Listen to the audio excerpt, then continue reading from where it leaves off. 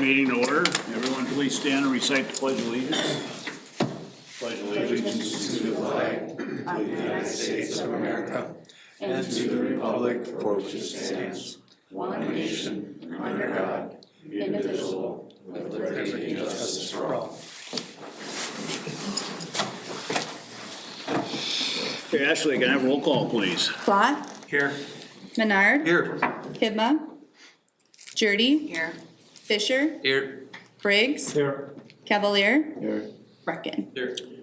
Okay, it's time for the open forum. If anyone would like to address council on any issue not already on tonight's agenda, may come to the podium, state your first, last name and address, please. Okay, hearing nothing from the chambers. Anybody on the phone bridge, please? Nobody on the phone break, Your Honor. Thank you. Okay, this brings us to the agenda. I guess there's no presentation, so does anyone wish to add anything to tonight's agenda? Do I have a motion to approve tonight's agenda? So moved, Your Honor. Second. Clayton and Don, thank you. Discussion, hearing none. Roll call, please. Plot, Aye. Menard, Aye. Jurdy, Aye. Fisher, Aye. Briggs, Aye. Cavalier, Aye. Brecken. Aye. Okay, motion carries. This brings us to the consent agenda. Does anyone wish to remove anything from the consent agenda? Do I have a motion to approve tonight's consent agenda? So moved. Thank you, Henry. Is there a second?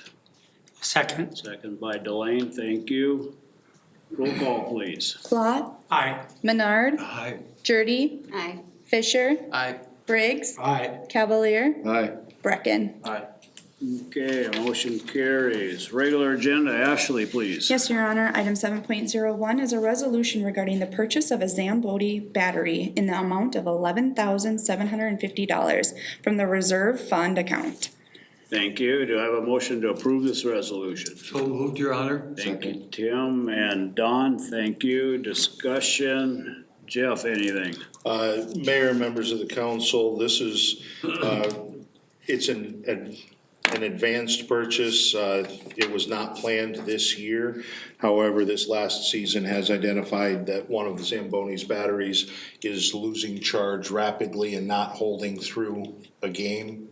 The funds are available in the reserve account for the bank. It is actually a bank of batteries instead of a single battery. Funds are available, and we're just asking council's approval to move that from the reserve account.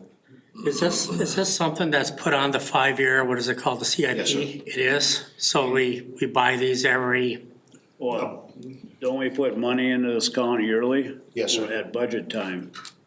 So we got a reserve to purchase batteries for the Zamboni when it needs it. What's the length that, or how long has it been since they were purchased? Just curious. Any idea, Jake, how old they My are? understanding.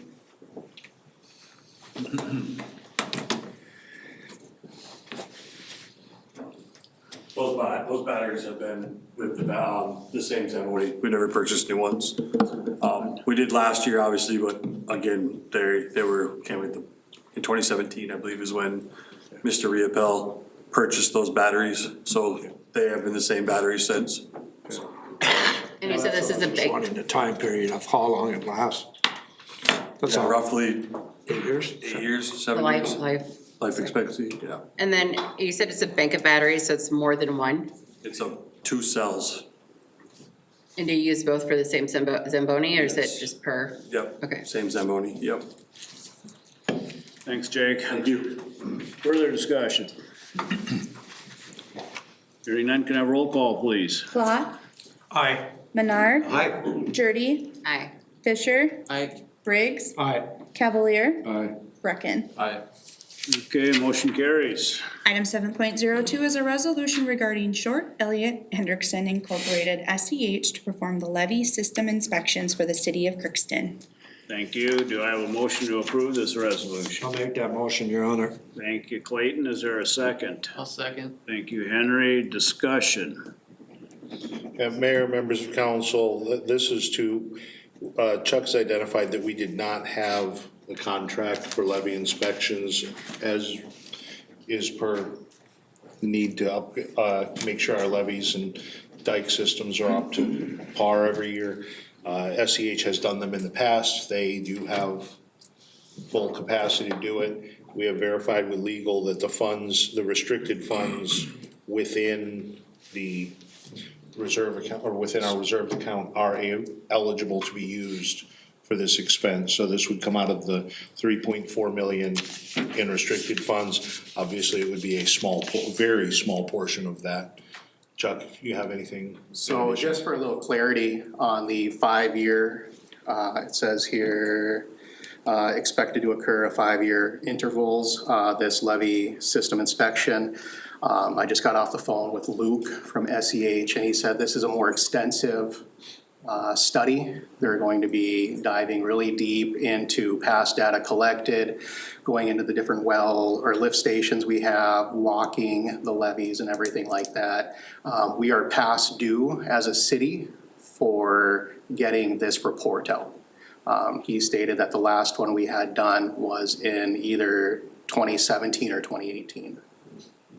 Now, isn't this something that was done with like the Army Corps of Engineers? Yes. Okay, So in order to keep our levy registered with the Army Corps as an Army Corps levy, this needs to be done. okay. And is there any penalization if we're, They can withdraw that it's no longer an Army Corps certified levy. okay. Yeah. And so we're within a grace period that allows us, if we have this report done? Yes, according to SEH, as long as we get this report in, we should be good. We can hand it over to the state if an audit ever comes through, and we would be good to go. Okay.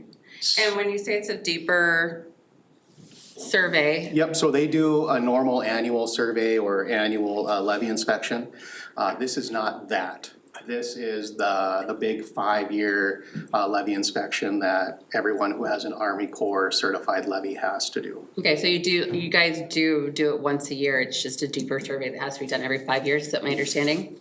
This one, yes, every 5 years. I'm not sure where the ball might have been dropped or missed, but SEH wasn't inspecting the levies, I think, with the turnover that we had Okay, with prior public works directors. okay, Renewal was missed. okay, So the last actual inspection we had from SEH was in 2021 or 2022. okay, So we have a couple years that they need to make up for. okay. So then every 5 years they come in and do the big one, or? Yes. Okay, They should be.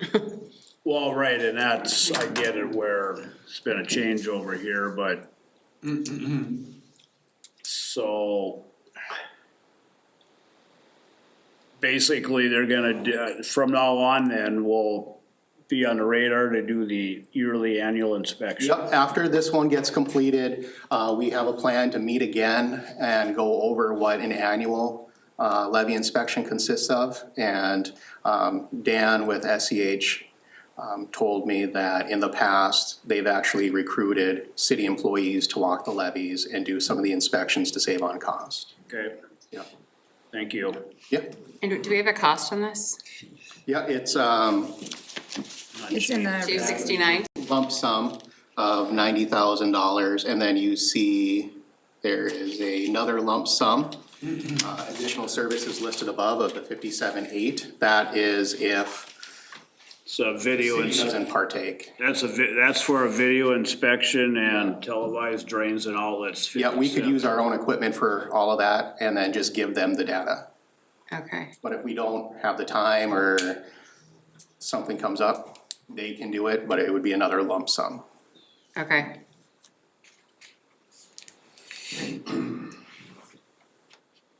So in a perfect world, if it works for your crew to do the video inspection or Yep, we would, television?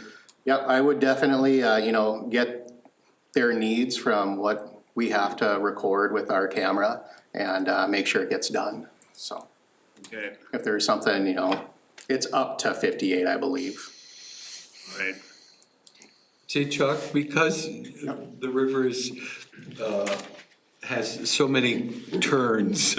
There's always the threat of undercutting. Yep. And so when we do these deep dive inspections, are they able to detect whether there's been shifting of ground with related to Like erosion or anything like that? Yep, so they're gonna be looking at not only the levee itself, they're gonna be looking at, I don't know how to, the professional word for it. Structurally sound. Yes, they're gonna be looking for that to make sure, on the area during those turns, how much the erosion's gonna be. And seeing if there's a way for us to reinforce that. Cause if we don't keep the levee up to par, the Army Corps' standards, then we lose that option. And that creates issues for us if we go out for FEMA funding and stuff like that. Okay, I got one final question. When you talk to SEH again, is it our responsibility to, like where the rocks are set on our levees, are we supposed to keep debris and weed control on them, or? Yep, so we're supposed to be keeping the rocks clear of weeds because the weeds can actually, depending on the type of weed, it can actually grow and rip through the riprap. Sure. Which causes instability. We're also, they'll go through and point out, okay, this tree needs to be gone. Specific type of tree, the roots are growing too deep. It's probably loosening up the soil there. It can create a point of instability. Cause I can just, there's been times after a high water event where there's been, trees or stumps that floated down the river and end up on the levees, and they seem to sit there a while. Sure, yeah. So is that, If it's a dead tree that's just sitting there, that's fine. Okay. If it's a tree sprouting, then we need to have it removed. all right, thank you. Yep. Further discussion. Roll call, please. Clough. Aye. Menard. Aye. Jurdy. Aye. Fisher. Aye. Briggs. Aye. Cavalier. Aye. Brecken. Okay, motion carries. Item 7.03 is a resolution regarding applying for the Greater Minnesota Cities Tier 2 Housing Aid Grant Program. Thank you. Do I have a motion to approve this resolution? Your Honor. Thank you, Don. Is there a second? I'll second. Second by Henry. Discussion. Doesn't look like Carrie or Taylor are here. Carrie is in Minneapolis this evening, sir, and were you able to get a hold of Taylor? I did not. So, However, I can update the council some. This is a fairly straightforward, housing aid grant program. It allows, the brochure that is pretty self-explanatory that was included with the packet. There is, to my knowledge, no cost to the city on this grant application process. so basically, we can get up to almost 400,000 for reimbursement of affordable housing development. Yes, sir. Up to, yeah, and the home ownership projects are up to 115% of the state median. And the funds must be expended by 2029. Okay, thank you. Is there further discussion on this? None, can I have roll call, please? Clough. Aye. Menard. Aye. Jurdy. Aye. Fisher. Aye. Briggs. Aye. Cavalier. Aye. Brecken. Aye. Okay, motion carries. Brings us to reports. Anything to add, Jeff? No, Your Honor. Well, the only thing that I would like to add is that as the council, I believe, is aware, Friday afternoon, we were notified that our request for Highway 2 funding that was spearheaded by Councilmember Jurdy and Carrie and the EDA has been assigned to committee. The Transportation Finance Committee is the first hurdle to overcome. A representative from the city has been requested to testify, and Councilmember Jurdy has graciously volunteered to go and speak on our behalf to the Senate, or to the subcommittee, to begin the process of moving this forward. We are cautiously optimistic we'll be successful in light of the state budget issues that we have forthcoming, but the fact that we're moving forward is a good sign. Just to kind of add to that, Representative Cagle, who's the one that's actually pushing our bill forward, actually pushed forward the bill for empowering small cities. And so we are actually her pilot project. So it was a really good kind of symbiotic relationship that we've had with them. She is not our representative, but she's still pushing this forward on our behalf. And it's actually gonna be part of the state truncated funds versus us trying to request additional funding or bonding as part of a larger grant or a larger legislative action. And so I think we're more likely to get the funding because it's gonna be part of this truncated highway funding versus us trying to add it to another bond. So I'm also optimistically, I can't even say the word. Thank you. Yeah. Cautiously optimistic that we'll hopefully push this through. Great. My family thanks you for me not having to spend the day in Minneapolis. Yeah, absolutely. Okay, we'll start with Don. Anything? No, Your Honor, no report. Thank you. Derek? Nothing, Your Honor. Thank you. Delane? Nothing tonight, Your Honor. Thank you. Tim? I attended the Empower Crookston meeting this morning, and there were some really great discussions on some potential funding for grants related to energy reduction, particularly as it relates to folks that are living in mobile home parks.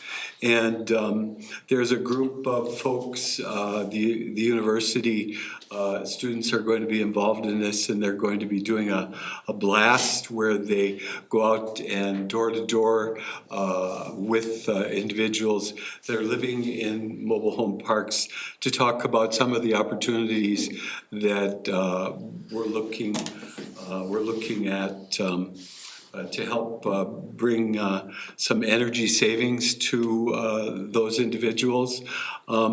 There's an exciting tree planting program, so there's been some preliminary studies of trees in the city that maybe are at risk of emerald ash borer or other diseases. So they're looking at ways, different kinds of trees that will continue to broaden the canopy for the city, which has significant energy implications for helping reduce energy for us. And there is a wonderful online tool that folks can check out. It's called the iTree Calculator.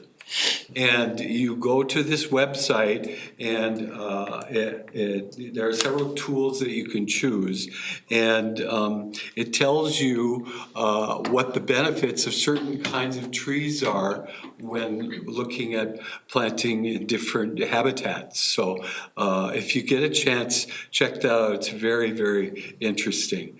And I think just to wrap it up, we're still awaiting in April announcements of grants that we've applied for, the local climate action grant through the MPCA. And I'm sorry, I don't know what that means. Minnesota Pollution Control. Minnesota Pollution Control Agency? Yeah. Okay.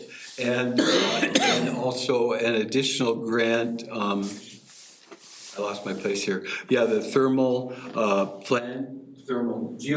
planning grant through the Department of Commerce. And we should be hearing about those in early April. Fingers crossed that things don't get canceled. That's it for me. All right, thank you, Tim. Christie, anything? Just to kind of add on to the Empower Crookston, so we are the pilot program for that particular grant. And so as part of being in St. Paul, on Wednesday, we'll be actually testifying on possibly providing other cities, and they're actually requesting more grant funding based on us as a pilot city. So that's pretty exciting with all the good stuff that's coming out of the Empower Crookston. That'll be something that we'll also be addressing that day. I will be meeting tomorrow with AE2S to go over the talking points that will be presented at the committee hearing meeting for our request for the additional funding. And so I think we did a pretty good job with the conversations that we've already had with representatives and our senators. But this is just, again, retelling our story, but also having hard numbers now as to what the additional funding request has been. So I'll meet with Steve tomorrow, and then I will head down to the cities. Great, thank you. Henry? Nothing for me. Thank you. Clayton? Nothing today, Your Honor. All right. I'm sure we're gonna get more reminders on this, but, the end of April, I think 29th, we're gonna get together with Eastside and Thief River, Tri-Cities, we called it. It's kind of brainstorming. We've done it in the past before COVID, so anyway, that'll be in Thief River Falls, like 29th of April, I think, so, but hopefully everyone here can make it, so, and I think in the past, if they're not in session or if they got time, we invite, our representatives from, Andrew Johnson. yep, so. And, yeah, so, anyway, I'm sure we'll get more updates with it. I've been told it will be in the Imperial Room of the Ralph and dinner will be served. Great, so, Will this be televised? I do not believe so. no, it's just kind of brainstorming. We all similar size in communities and we all basically got the same problems. Is it open to the public?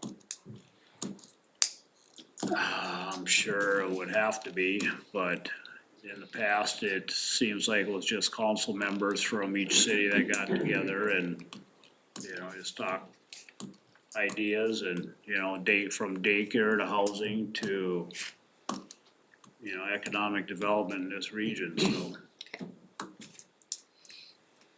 That's about all I have. If nothing else, just a reminder, we do have a Ways and Means meeting tonight. So nothing else come before council. We are adjourned. Thank you, everybody.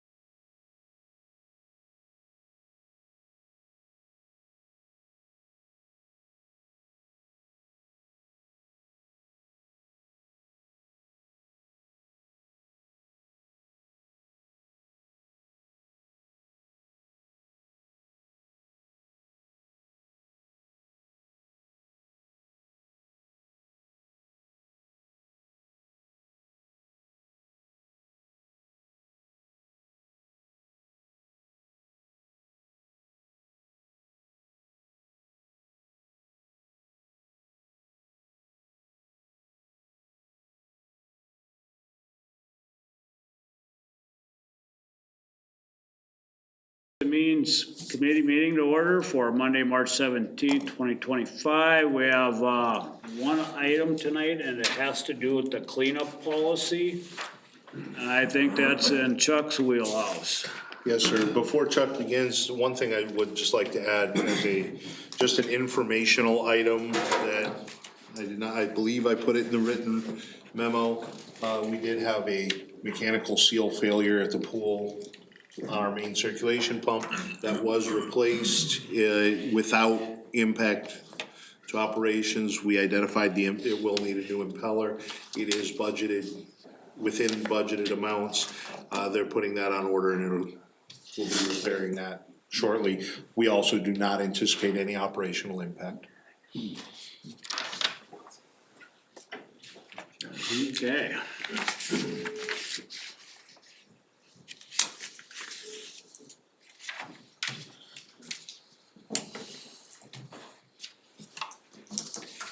Find the notes here.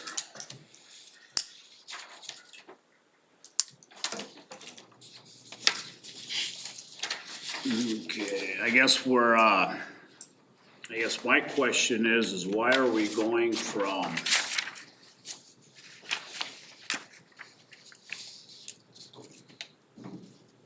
limited maximum dimension from what, 15 down to 10? And then was, Yep, so when I was out helping last year, I was just taking mental note and some physical notes of what actually we were coming across. And a lot of these guys, I should say residents, that dimension of 15 feet by 4 by 3 by 10, you can squeeze a lot of stuff in there. And a lot of it is just renovation projects. So, I don't know if you guys received a copy of this, but I just put in there my thoughts. Some residents have been using cleanup week as an opportunity to dispose of large-scale remodeling debris, essentially gutting the entire home and attempting to fit everything within the previous limits. When I came on and participated in this, I was told that we're not here to remove that type of debris. That's for them to purchase a roll-off or hire a specific company to come in and remove it. So why don't we just eliminate renovation debris altogether? Well, so we were tossing around that idea.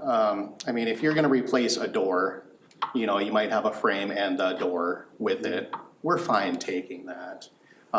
Maybe a handful of windows, you know, small renovations, the debris from those, it's fine, but I think just last year when I was out helping, we came across 5 different locations that it looked like they were doing full renovations inside. And yes, they nicely stacked them, but they looked at it and they were like, oh, we have one pile of 15 feet, you know, meeting those dimensions.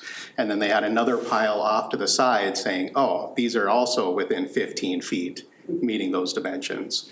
And Chuck, if I may. Yeah. And I think one, kind of the guideline here is, if somebody's doing a small renovation project that it's not economically feasible to have a roll-off or have a dumpster, we want to have a venue for those residents to be able to dispose of those. Not everyone has a pickup truck, not everyone has that ability. However, if you're looking at a major renovation project, it should be assumed that you would have if you have debris that would fill a roll-off, it should be assumed that that would be part of that renovation project.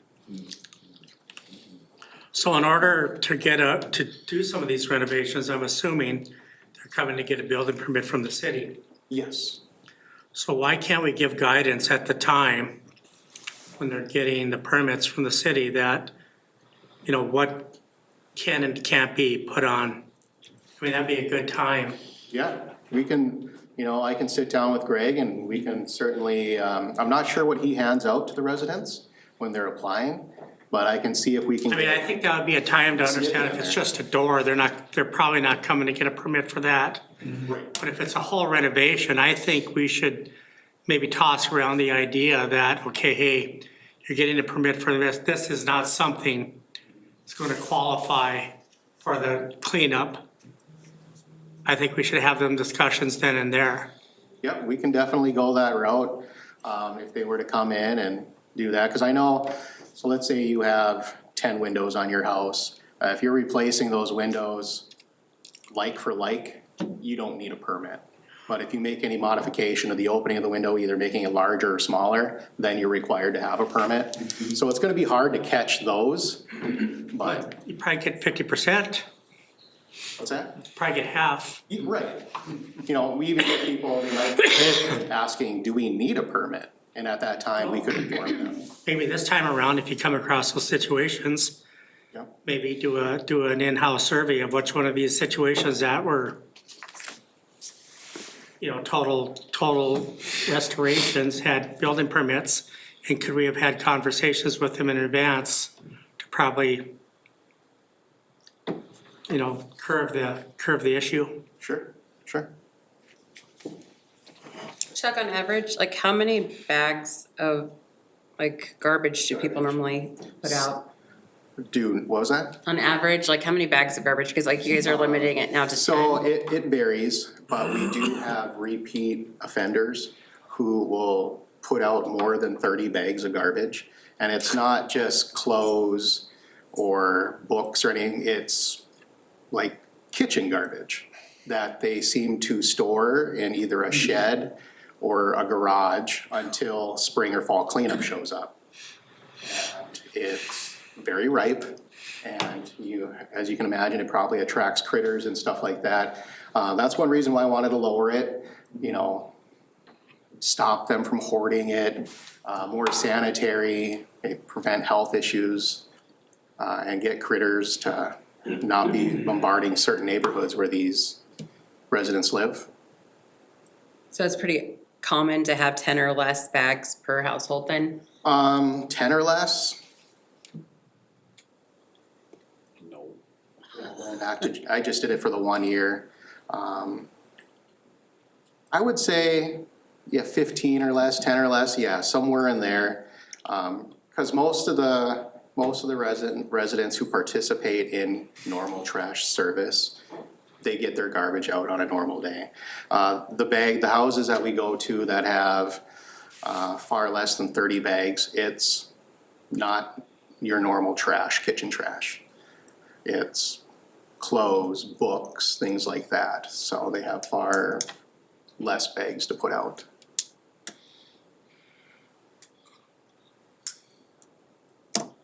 And then on appliances, do you see more than 2 per household out there at times, or? Yep, we do. You know, for the most part, residents follow that guideline. But every now and then you get somebody who puts out a couple of appliances, they get picked up, and then they try to sneak out a couple more appliances for us to say, hey, you never came by. So are you guys gonna keep track of that? Yep, our guys make note of which places they go through. Okay. Yep, and then we respond back to them saying, hey, we were already there. We have a pretty detailed route that we take, and the crews follow behind us. Brandon's crews go out, or the water and wastewater departments go out at a later date, making sure that residents all have enough time to put these things out. But they know that it's 2 appliances per residential household. There's gotta be a lot of appliances and stuff during that cleanup. You see guys with pickups and trailers and stuff going around picking up washers and dryers and Yep. steel and whatever. They must take a lot, Yeah, which is fine, but yeah, I mean, they're usually ahead of us, and they're running around all the different locations, grabbing what they can. On occasion, we have seen some residents say, hey, this person came by in a truck and they dropped this off. And we, you know, they tell you, they swear up and down, we did not put this extra appliance out here. And we go, okay. It's, because sometimes they don't realize right away that, oh, someone snipped the cord on something and maybe they're not as handy and can put a new cord on it, so. So I'm just wondering, you know, okay, if we're gonna limit like, let's say 2 appliances per household, and then you got like limited up to 3 furniture items. Well, I think we've always had it at, I believe we've always had it at 2 appliances. That I don't know, but I'm just, what I'm getting at is, you know, it's like, you know, there's areas around the community where you've got appliances sitting in the front yard up by their house, or a sofa laying against, you know, and it sits there from probably all winter up until cleanup, and then, so I mean, if they have more than 3 items or furniture items, are you still gonna pick it up, or are you gonna leave one behind? For furniture items, For so, appliances. yeah, Or appliances? appliances, I mean, if they have 2 appliances and 3 furniture items, we're gonna grab them. Oh, well, what if they exceed, Have more, but let's say they exceed the appliance by 1 and the, piece of furniture item by 1?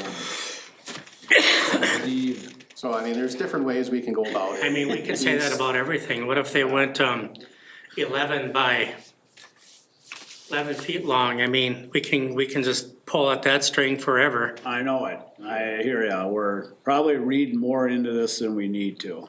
Yeah, in my experience, as Chuck had mentioned, and as, when people put appliances out, the scrappers are better at getting them than we are.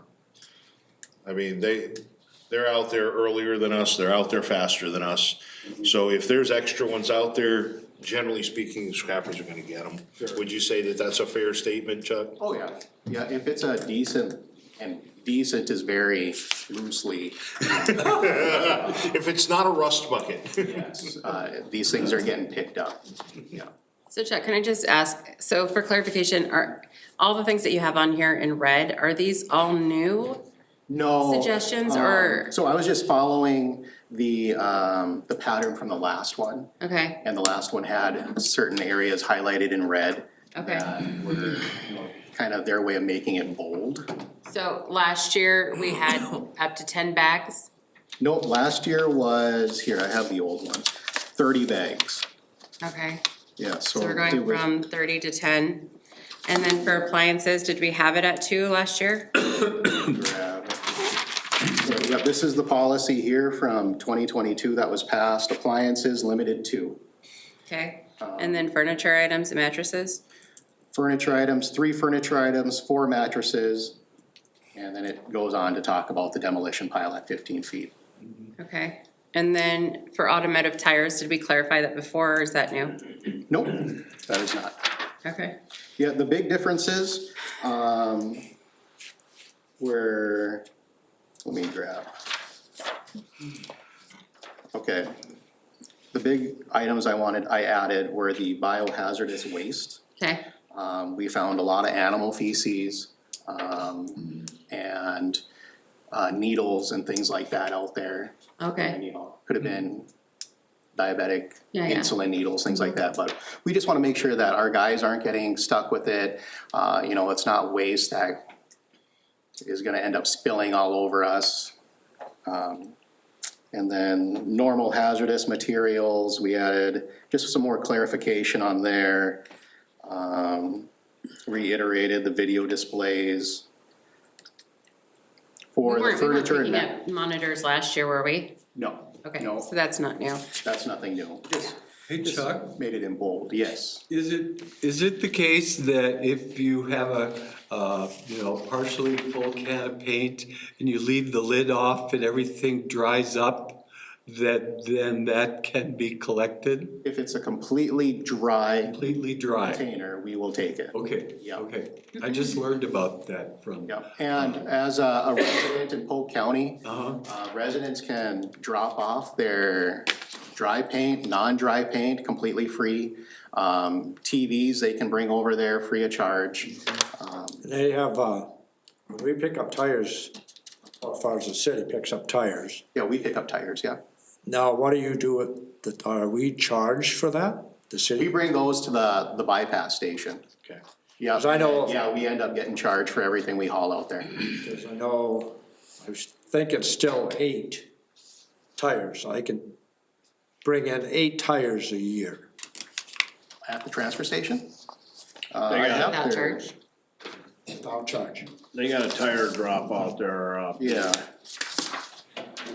Let's see.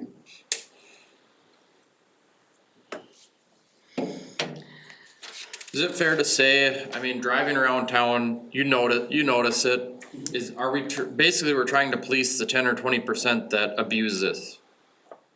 Well, For the we're most trying. part, most of the town is, For the most part, you know, there's a lot of homeowners that follow the rules and they're on par with how much they put out. There are a handful of residents, that try to sneak a fast one past you. Whether it's an exceeding amount of garbage bags, mixing things together, trying to sneak things in, bringing,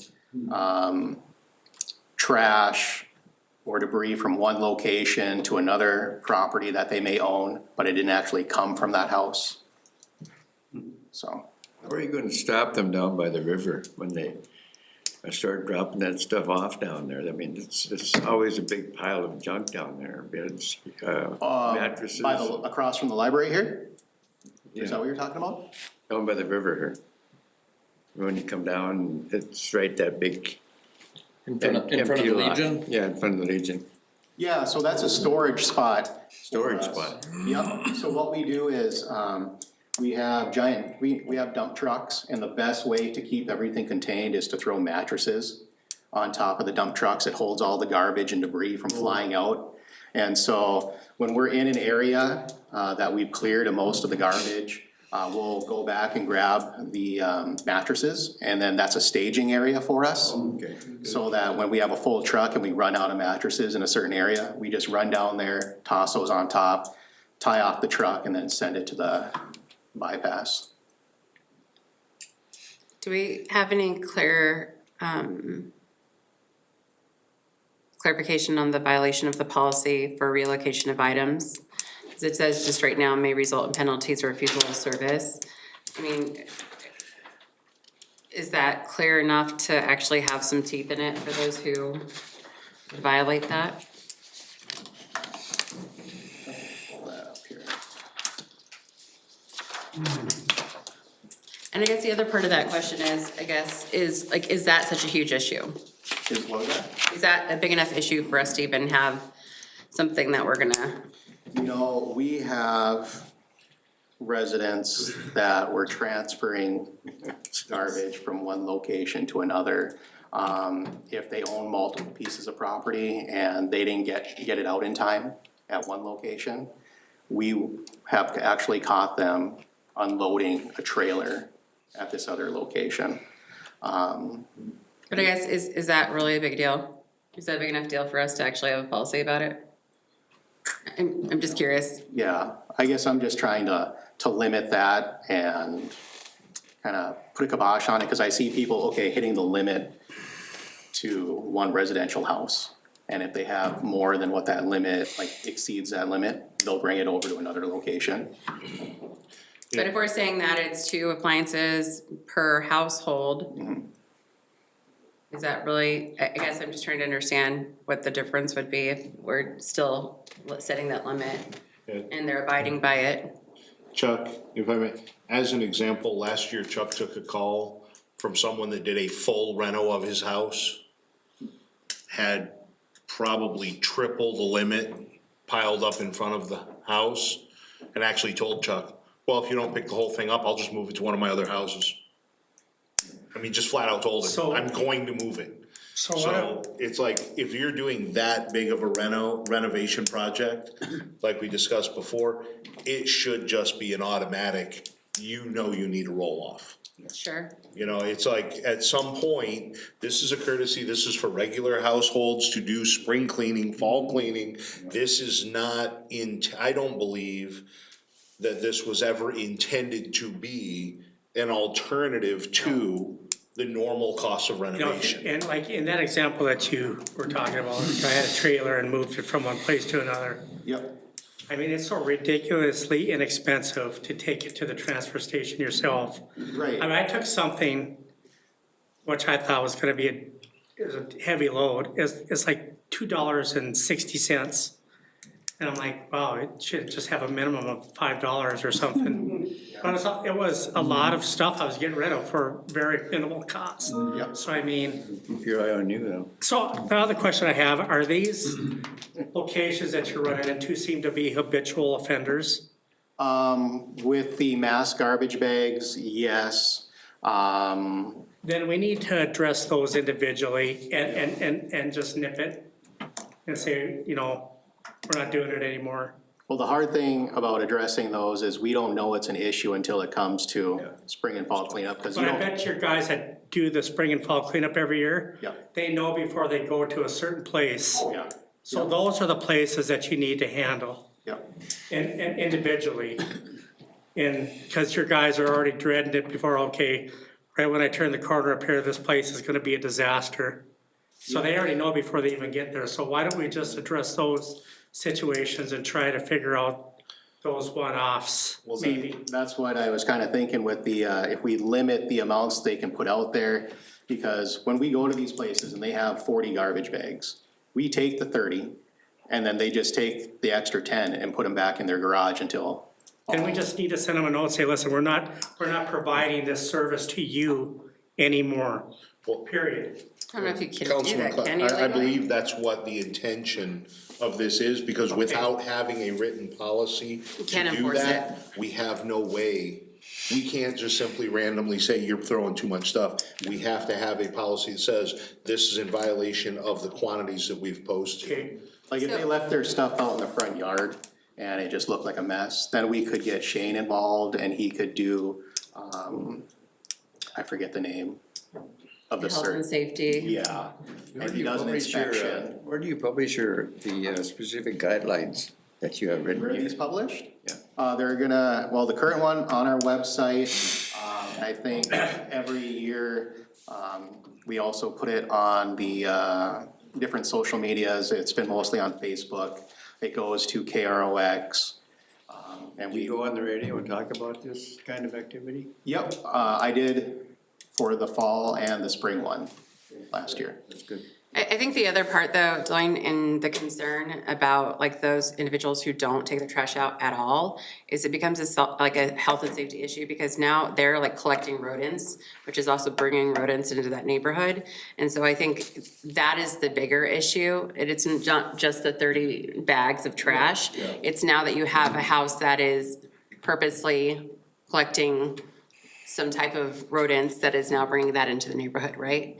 And so I think it's more of an issue that we need to address with like a health and safety thing, and hopefully that's something that then Shane has the ability to enforce. I don't know what There's no, if household garbage, if a resident notices that their neighbor or whatever has household garbage out there and it's stacking up, there's no letter, no 3-day notice, they notify the fire department and it's dealt with right away.